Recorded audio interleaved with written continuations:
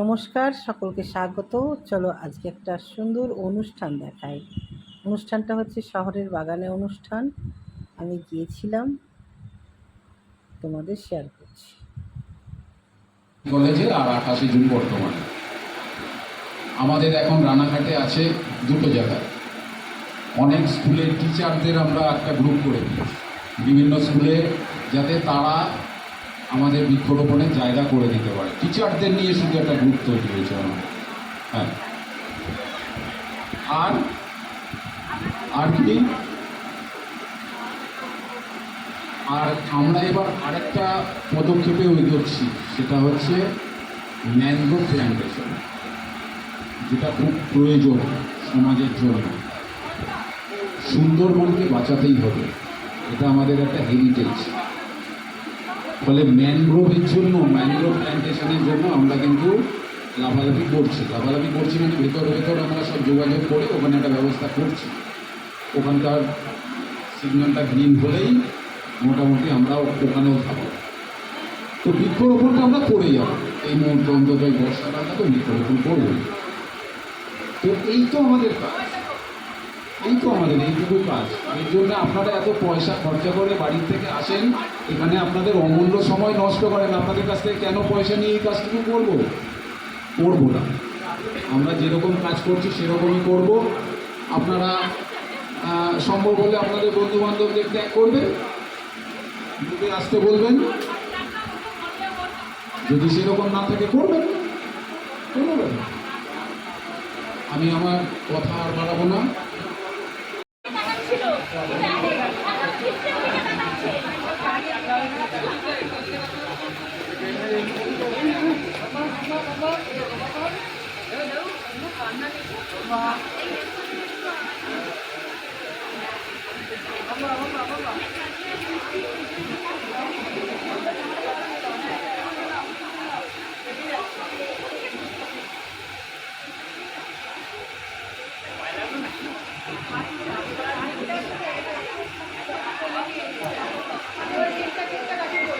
নিজে হাতে কেক তুলে দিচ্ছে, চলো খাইয়ে দাও সকলকে।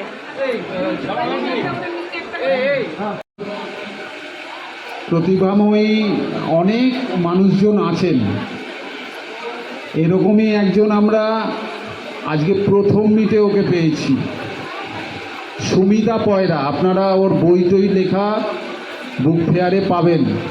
ভালো লেখালেখি করে, ভালো আবৃত্তি করে। তো ও আমাদের অ্যাডমিনকে দুটো বই উপহার দিতে চায় ওর পক্ষ থেকে, ওর লেখা, সেইটা ও দিচ্ছে, তুলে দিচ্ছে আনুষ্ঠানিকভাবে হাতে তুলে দিচ্ছে।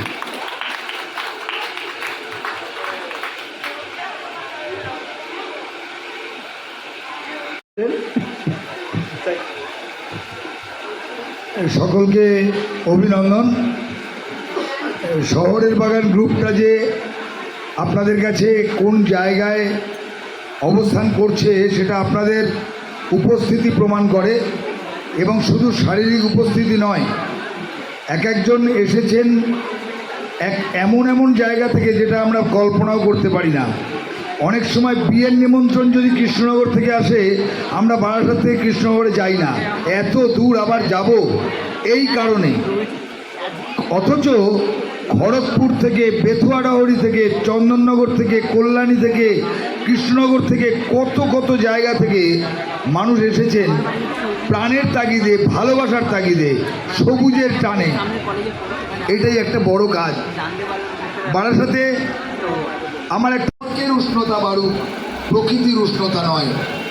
আমি একটা প্রস্তাব আজকে আপনাদের সবার সামনে, আমরা কিন্তু এইদিকে তাকান একটু, আমরা কিন্তু 3টে জেনারেশন এখানে দাঁড়িয়ে দেখে নিলাম। জ্যাংজিতের মা জ্যাংজিত, ওর মেয়ে রুহি।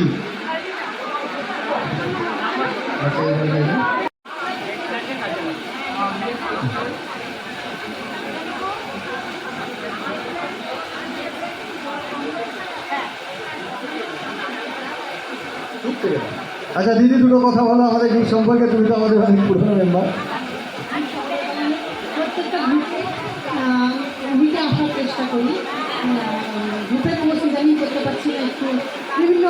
ব্যস্ততার কারণে হচ্ছে না। শহরের বাগান এই যে রেজিস্ট্রেশন, বিনা রেজিস্ট্রেশনে এই এত বড় মিট উদযাপন করে, এর জন্য আমরা শহরের বাগানকে অনেক অনেক ধন্যবাদ। আর এরকমই হতে থাকুক, আমরা সবাই আসি, টিফিন এরকম খাওয়া হোক, খুব আনন্দ করি আর ভালো লাগে। ধন্যবাদ।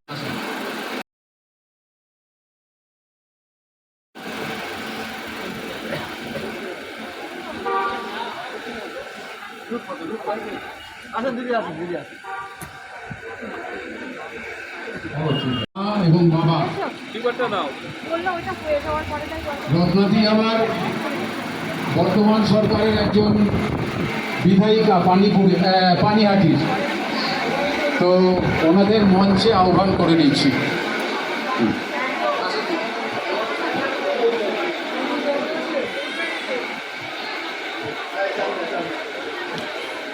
এই গাছটা কি ডাল খেতে হয়? ডাল খেতে হয়? চারাও হয়, বীজ হয়। হ্যাঁ না, আমি জানি না, বীজও হয়, চারা থেকেও হয়।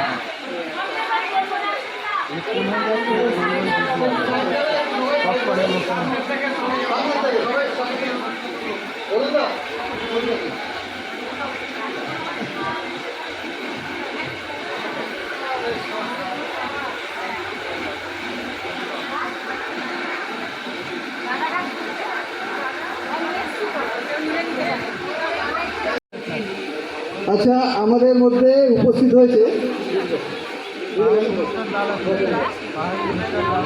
হ্যাঁ, আমাদের মধ্যে উপস্থিত হয়েছে আমাদের সবাই একটু সাইড দেবে, সবাই একটু সাইড দেবে, আমাদের গ্রুপেরই সদস্য, আমাদের গ্রুপের সদস্য, আজকের সদস্য নয়, তারা তখন অভয়া বেঁচে ছিলেন, সেই সময়ের সদস্য। বহু মিটে তারা এসছেন, তারা আজকে অনেক আগে বলেছিলেন আসবেন, কিন্তু ব্যস্ততার কারণে তারা আসতে একটু দেরি করেছেন। তারা যে আমাদের গ্রুপে মিটে আজকে এসছেন, এটাই আমাদের কাছে সবচেয়ে বড় পাওনা। বেশ কয়েকজন বলেছিলেন তারা যে বিধায়ক হয়ে গেছেন হয়তো আসবেন না, কিন্তু আমাকে বৌদি বলেছিলেন যে আমি 5 মিনিটের জন্য হলেও আসবো। তারা আমাদের গ্রুপকে যে কতটা ভালোবাসেন সেটা আজকে তাদের উপস্থিতি প্রমাণ করে দিচ্ছে। তো আজকে ওনারা ব্যস্ত মানুষ, তো আজকে ওনাকে আমরা আমাদের গ্রুপে সম্মান জানাবো, বরণ করে নেব। তারা আজকে একটা নতুন অধ্যায় শুরু করেছে। তারা একটা সময় আমাদের গ্রুপের সদস্যও ছিলেন এবং আজকে তারা একটা নতুন অধ্যায় শুরু করেছে।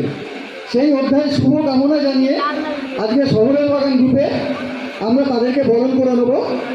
উত্তরীয় পরিয়ে সম্মান জানাবে বিদিশা।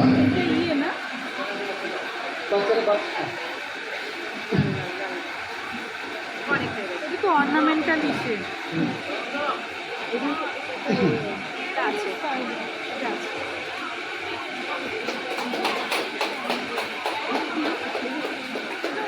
আচ্ছা, পুষ্পস্তবক দিয়ে সম্মানিত করবে আমাদের একদম বাচ্চা একজন সদস্যকে দিয়ে আমরা যে তাকে সম্মানিত করতে যাচ্ছি।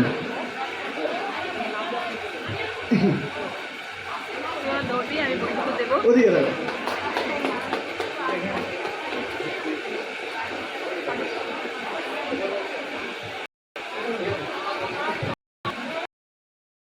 মানে এটা খুব ভালো লাগে, তারা যে আমাদের অনুষ্ঠানে এসছেন, আমাদের পাশে আসেন, এবং আমরা চাইব আগামী দিনে বৌদি, রত্নাদি, সবার শেখাবাবু আমাদেরই ঘরেরই মানুষ, তারা আগামী দিনেও আমাদের পাশে থাকবেন এবং যে কোনো প্রয়োজন বলে যে আমাদের এই যে মিটগুলো, ছোটোখাটো যে অনুষ্ঠানগুলো করি তাদের সময় সুযোগ মতো আসবেন।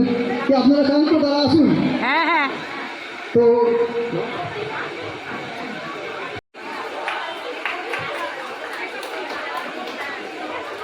আচ্ছা, এছাড়াও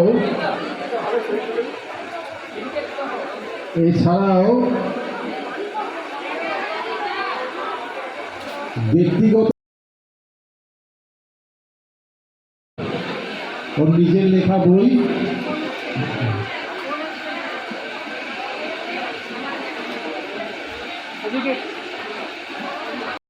ঘটে যাওয়া ঘটনার পরে বাইরেই বেরোতাম না। এই মানুষটা সেই না আপনাদের বেরোতে আপনাদের হবে করে করে আমাদের আবার গ্রুপের সঙ্গে অ্যাটাচ করে নিয়েছেন। তো গ্রুপে নেই আমাদের অ্যাড করে করিয়ে দিয়েছিল, মেয়েও এসে আগে সদস্য হয়েছিল, পরে আমাদেরও অ্যাড করিয়ে দিয়েছিল এই গ্রুপে। আমরা ও থাকতেও কয়েকবার এসেছিলাম, তারপরে তো নেই, তা আমরা আসতাম না। কিন্তু এই দাদার অনুরোধ আমরা ফেলতে না পেরে বেশ কয়েকবার এসেছি, সবার সাথে মিশেছি, একটু হলেও আনন্দ পেয়েছি। কিন্তু যেটা হারিয়ে ফেলেছি সেটা আর কোনোদিন ফিরে আসবে না, সেটা জেনেও আমি লড়াইটা করি মেয়েদের সুরক্ষার জন্য। প্রত্যেকটা মেয়ের সুরক্ষা দরকার। আমার মেয়েটা নিজের কর্মস্থলে খুন হয়ে গেল এবং তার তদন্তটাও লোপাট করা হলো প্রাক্তন যিনি আমাদের মুখ্যমন্ত্রী ছিলেন তার আমলে। মেয়েরা সত্যি নিরাপদ ছিল না। মায়েরা ডিউটি গেলে 100 বার হয়তো ফোন করতেন, যতক্ষণ না বাড়ি আসে ততক্ষণ চিন্তার মধ্যে থাকতেন।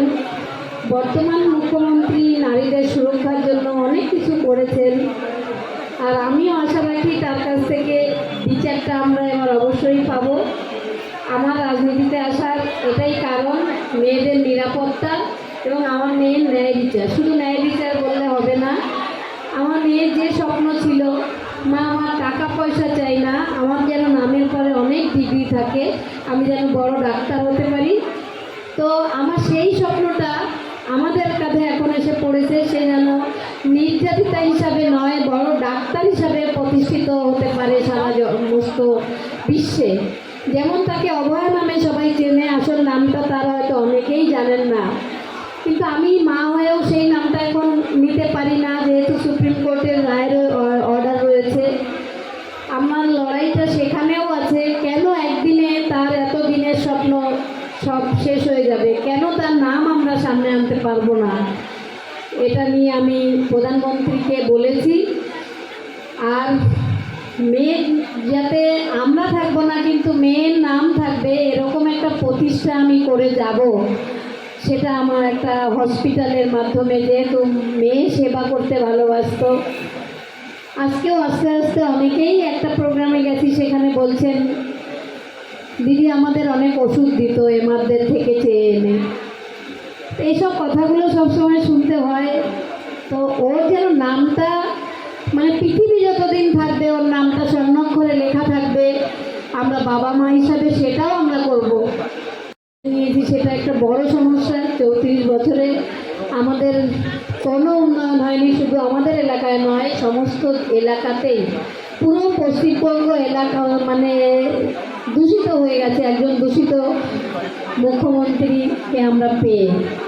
তা নবনির্বাচিত মুখ্যমন্ত্রী, তার কাছে আমার বিশ্বাস মেয়েরা এবার শান্তিতে নিজের কাজের জায়গায় সুরক্ষিত থাকবে, মায়েরাও সুরক্ষিত থাকবেন। আমি এই লড়াইটা চালিয়ে যাব, আমার মেয়ে ঘরে আসবে না জেনেও। এবং এই গ্রুপের উপর আমার একটা অন্যরকম অনুভূতি ফিল হয়।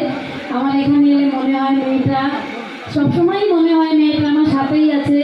মেয়ে গাছ ভালোবাসতো, বাড়িতে আমার পুরো একটা নার্সারি, সেখানে 6 মাস আমি ছাদে উঠিনি, অনেক গাছ নষ্ট হয়ে গেছে, আবার কিনে কিনে এনে সেগুলো আমি আবার এখন যত্ন করি। এখন সময় পাই না, লোক লাগিয়েছি একটা। বাড়িতে আমার একটা পুরো নার্সারি। এই গাছপালার মধ্যে থাকলে আমি ভাবি ও গাছ ভালোবাসতো, হয়তো ও সেখানে রয়েছে। তো আমার লড়াইটা আর যেন কোনো অভয়া না হতে হয়। আর বাবা মা হিসাবে সেদিন আমরা যে কষ্ট যন্ত্রণা সহ্য করেছিলাম, এটা যেন কারো করতে না হয়। আপনারা সবাই ভালো থাকবেন, এই আশা নিয়ে শেষ করছি। নমস্কার সবাই। এটা আনন্দের না দুঃখের খবর বলবো আমি জানি না। আপনারা বিভিন্ন মিডিয়াতে দেখেছেন, যার কথা দিদি বললেন, দিদি নেই, অভয়া আমার দেখা একমাত্র ডাক্তার যিনি বাংলায় প্রেসক্রিপশন লিখতেন। এবং ওর হাতের লেখা যদি দেখেন কেউ বা দেখে থাকেন, তাহলে ভাবতে পারবেন না যে কি অসাধারণ তার হাতের লেখা, মানে এটা ওর বৈশিষ্ট্য একটা। তো যাই হোক, আমরা দেখতে দেখতে আমরা হৃদয়পুরেতেই ওর জন্মদিন যেরকম পালন করেছিলাম, আপনাদের আগাম জানিয়ে রাখি 9ই আগস্ট অভয় আমাদের ছেড়ে চলে যায় খুব যন্ত্রণা নিয়ে। আমরা ওই দিনটাও প্রতিপালন করতে চাই এবং শেখরদার সাথে কথা বললাম যে এবার আমরা ওই দিনটাতে আরেকটা গ্রুপ মিট করছি এবং সেটা ওনার বাড়িতে, এবং আমরা যেটুকু গাছ দিতে পারবো সেটুকু ওনাদের হাত দিয়েই আমরা আমাদের সদস্যদের হাতে যারা যারা উপস্থিত হবেন যে প্রসেসে হয় সেই প্রসেসেই হবে, ওনাদের হাত দিয়ে হবে। এইটা কিন্তু মাথায় রাখবেন। আমরা 9ই আগস্ট ওর মৃত্যুদিন আর কি বলবো, এইভাবে বলা যায় না, খুব কষ্ট লাগে, দিনটাকে প্রতিপালন করবো।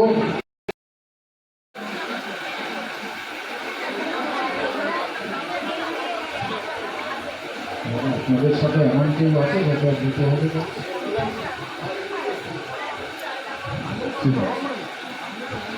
ঠিক আছে, দিদিও একটা গাছ তুলে দিলেন ওনাদের হাতে, ওনাদেরকে বোধহয় আমাদের ছেড়ে দিতে হবে।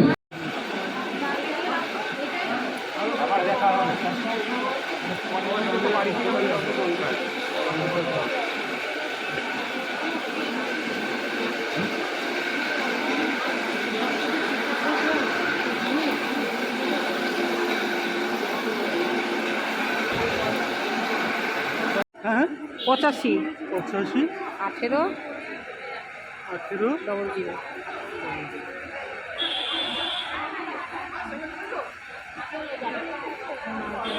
আমি ছিলাম বাড়ি গেল তেঁতুলিয়া। আমার বাড়ি মুর্শিদাবাদ। ওখান দিয়ে এসছেন? এখন কোথায়? আমি থাকি মুর্শিদাবাদ থেকে এসছেন? না, কালকে এসছি মেয়ের বাড়ি। এখানে মেয়ে বাড়ি? আমি একজন ইউটিউবার এবং লেডি ফার্মার। 3 বিঘা জমির ওপর চাষ করি, নিজেই চাষ করি। আমিও ফ্রিতে তারপরে এখানের একটা বৈশিষ্ট্য, সবার খাবার সবাই খায়। আমি খাচ্ছি, আমার খাবার অন্যজনে খাবে। হ্যাঁ, এখানে কখন বেরিয়েছে? কালকে এসছি রাত্রে। কারো বাড়ি আছে এখানে? কই দেওয়া যাবে না? হ্যাঁ দাও। দেখো দিদিরা সব খাবার বিতরণ করছে, কি ভালো লাগছে এই জিনিসটা। আচ্ছা মিষ্টু, আমার বাড়ি মুর্শিদাবাদ। মিষ্টু এর আগেও আমার দিদি তুমি বাড়িতে কি খাবার এসে নিয়ে এসছো আজকে? দু চার কথা বলো। ওকে বলার জন্য বলছি, কেমন লাগে? একদম নবীন প্রজন্ম তো, এই দেখো সব আর দিদিরা কিভাবে খাবার নিয়ে কাজ এসেছে, করে একটু বললে ভালো লাগবে আমাকে আমাদের। দিচ্ছে। তাকে কেমন লাগে? ধন্যবাদ জানাই। কাকুলিদি নিয়ে এসছে এইবার খাবার। আমি 2023 সালে ভালো থেকে লাগছে। এই যে যোগদান করি এবং একদম পাক্কা পাক্কা পাক্কা একদম 4টে ব্যাগ নিয়ে যাবো, ভরে দেবো। পদ্মবচন করি এবং এখন আমার বাড়িতে 40টা টাকাও নাই। তারপরে নারায়ণগঞ্জ এবং এবং আজ আমি খাদ্য টিউবার গিফট করেছি এবং পরবর্তীতে আরও আর আজ আমার বাড়ি ধন্যবাদ।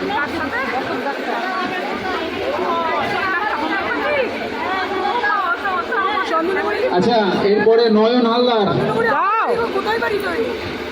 কেটে দাও কেটে দাও। নয়ন হালদার আছেন? নয়ন হালদার নেই। গীতা দে, কি কি খাবার দেখো সব থেকে গীতা দে, সবাই খাওয়া দাওয়ায় ব্যস্ত হয়ে গেছে, সকলের খিদে পেয়ে গেছে, খাবারগুলো নষ্ট হয়ে যাবে। গাছ নেওয়ার আর খুব একটা তাড়া নেই, জানে অনেক গাছ রয়েছে, পেয়েই যাবে। আচ্ছা যাই হোক, গীতা দে নেই। আচ্ছা কুমকুম সুকুল, কুমকুম সুকুল, কুমকুম সুকুল, ওনাকে ওনার হাতে তুলে নিন।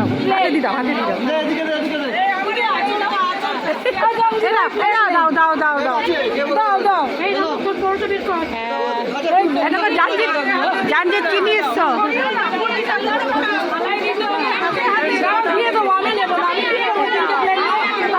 কাকলি দত্ত, কাকলি দত্ত,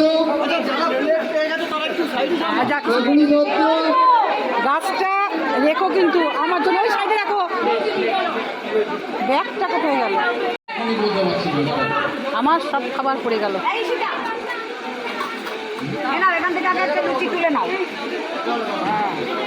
কি নাম? কত সিরিয়াল? খাবার দাবার চলছে। লিস্টে নাম আছে এমন কেউ ওই সেই মুহূর্তে ছিল না, ওইটা। লিস্টে নাম আছে অথচ পরে এসছে, এরকম কেউ আছে?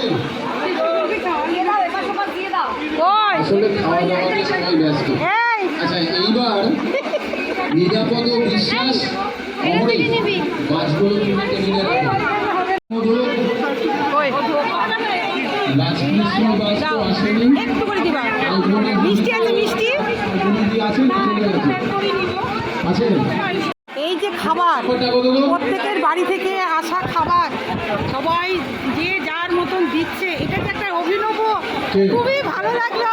আমি অনেক নিতে চাই কিন্তু এটা একটা দারুণ, মঞ্জু আমাকে হাত ভরে খাবার দিয়েছে। দেখো যে খাবারে কিন্তু সীমাহীন খাবার, প্রচুর খাবার এখানে, প্রাপ্ত শিকার, হ্যাঁ। প্রচুর খাবার, ও, প্রচুর ঋতু খাবার, পুরস্কার। সবাই আচ্ছা, খাচ্ছে, যেটা বলছিলাম, সবাই খাচ্ছে। এরকম এসছে এখনো গাছ পাননি।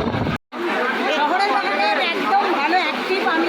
আচ্ছা, এর আগে কতবার এরকম নিজের হাতে রান্না খাইছো? আমি এখানে 4বার আমি নিজে করেছি আমার 2 বছরের মধ্যে। আচ্ছা, এই খাবার দাবার কতবার আনছো এই নিয়ে? আমি 3বার। বাহ, দেখো দিদিভাই খাবার নিয়ে এসছে। এই দিদিভাই তুমি বলো কতবার নিয়ে এসছো এই গ্রুপের খাবার? এই গ্রুপের জন্য কতবার খাবার নিয়ে এসছো? আমি ফুলবাগান থেকে শুরু হয়েছে। নাই, এইটা স্পেশালি এইরকম অনুষ্ঠানে খাবার দাও না প্রতিটা অনুষ্ঠানেই দাও? এখন তাই হয়েছে। দারুণ দারুণ, মানে অভিনব একটা উদ্যোগ যে বাড়ির খাবার দিদিরা নিয়ে এসে, শুধু এই দিদিরা না যতগুলো মেম্বার আছে, আমিও চাকদা থেকে এসছে। আর আরে বাপরে, মানে স্বতঃস্ফূর্তভাবে খাবার। দাদা কোথা দিয়ে এসছে?